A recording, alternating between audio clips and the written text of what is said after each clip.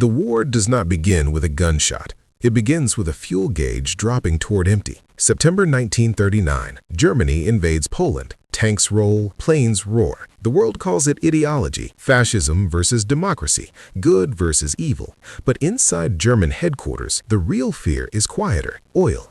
Not victory, not honor, not territory, fuel. Because without oil, every modern army becomes a museum exhibit. This is the uncomfortable truth. World War II was not just fought with bullets and bombs, it was fought with barrels, pipelines, and shipping lanes, and most nations entered the war already losing.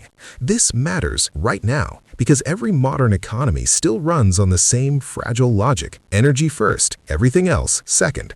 Change the fuel supply and politics follows. In the 1930s, oil is not just energy, it is power concentrated into liquid form.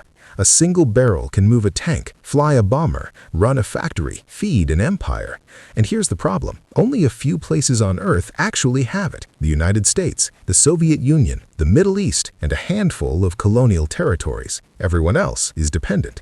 Germany has almost none. Japan has almost none. Italy has none worth mentioning. These are not small details. These are countdown timers. Germany enters the war importing over 85% of its oil, mostly from Romania, a little from the Soviet Union, and a dangerous fantasy called synthetic fuel made from coal. Synthetic oil works, but it is expensive, slow, and vulnerable to bombing. Germany knows this. Hitler's generals do the math early. They calculate fuel burn rates for tanks, trucks, aircraft, and submarines. And the numbers are terrifying. Germany does not need more soldiers, it needs more oil fields. That reality shapes every major decision that follows. The invasion of France in 1940 looks like lightning warfare, blitzkrieg, speed, shock. But speed burns fuel. Every mile forward increases consumption. Every victory increases dependency. By 1941, Germany is winning battles and losing endurance. Then comes the invasion of the Soviet Union. Operation Barbarossa is remembered as an ideological madness, a racial war, a crusade against communism. That is the speech version. The logistical version is simpler. Germany is running out of oil. The Caucasus region holds the largest oil fields outside the United States.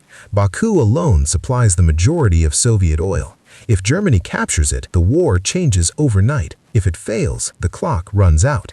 This is why German forces push south in 1942, why Stalingrad matters, why Hitler refuses to retreat. It is not about the city, it is about the pipeline. Lose Stalingrad, and the road to oil closes. The irony is brutal. Germany reaches farther for oil and burns more oil doing it. By 1943, Allied bombers target synthetic fuel plants with surgical precision. Production collapses. Tank divisions sit idle. Luftwaffe pilots ration flight hours. By 1944, Germany has tanks without fuel, planes without pilots, soldiers without transport. The war ends not with total defeat on the battlefield, but with economic suffocation. Now, shift east. Japan's story is even clearer. Japan industrializes fast, builds ships, builds planes, builds an empire. But Japan imports over 90% of its oil. Most of it comes from the United States. This is not a partnership, it is a leash. When Japan invades China, the US responds slowly. Diplomacy, warnings, embargo threats. Then in 1941, the oil stops. The American oil embargo is not symbolic, it is existential. Japan has about 18 months of reserves. After that, the Navy is scrap metal. Japan faces a choice that is not really a choice: withdraw from China or seize oil by force. The target is obvious: the Dutch East Indies, modern Indonesia, rich in oil, poorly defended. But to get there, Japan must neutralize the U.S. Pacific Fleet. This is where Pearl Harbor enters the story. Pearl Harbor is not the start of the war. It is a desperate opening move in an energy crisis. Japan is not trying to win forever. It is trying to buy time. Enough oil, enough distance, enough leverage to force negotiation. Instead, it awakens an industrial monster. The United States does not just have oil, it has absurd amounts of it. In 1940, the U.S. produces about 60% of the world's oil. It fuels itself, its allies, and eventually its enemies through capture and conquest. American tanks never wait for fuel. American pilots train constantly. American factories run without pause. The war becomes asymmetrical. One side fights physics, the other side fights time. Now look at Britain. Britain has almost no domestic oil, but it controls shipping lanes, colonies, and refineries. The Battle of the Atlantic is not about submarines versus convoys. It is about fuel lifelines. Every tanker sunk is not just lost cargo, it is lost mobility, lost heat, lost power. Churchill later admits that U-boats, not bombs, were the greatest threat because Britain can survive air raids. It cannot survive without oil. Then there is the Soviet Union, often portrayed as endlessly resource-rich. That is partly true. The USSR has oil, but it is geographically vulnerable. When Germany advances in 1941, Soviet planners literally dismantle factories and move them east. Oil infrastructure barely escape capture. The Soviets ration brutally, redirect fuel from civilians to tanks, from transport to frontline units, and they receive American oil through Lend-Lease. Yes, even the Soviet war machine runs partially on American fuel.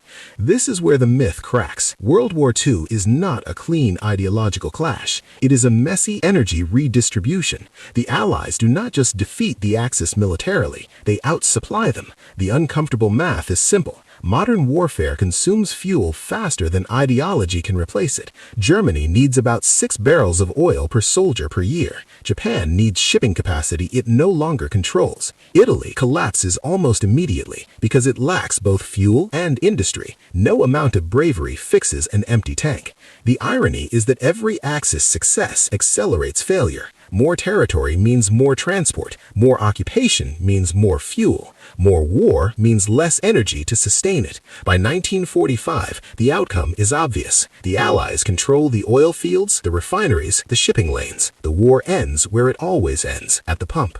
But the story does not end in 1945, because the lessons are not learned. They are buried under victory speeches. The post-war world reorganizes itself around energy security. The Middle East becomes strategic. Pipelines become political. Oil companies become quasi-diplomatic actors. And wars stop being declared over oil. They are framed as something else: security, stability, freedom. Different language, same dependency. So here's the question worth sitting with. If the largest war in human history was driven less by ideology and more by fuel, what does that say about the wars we tell ourselves we are fighting today?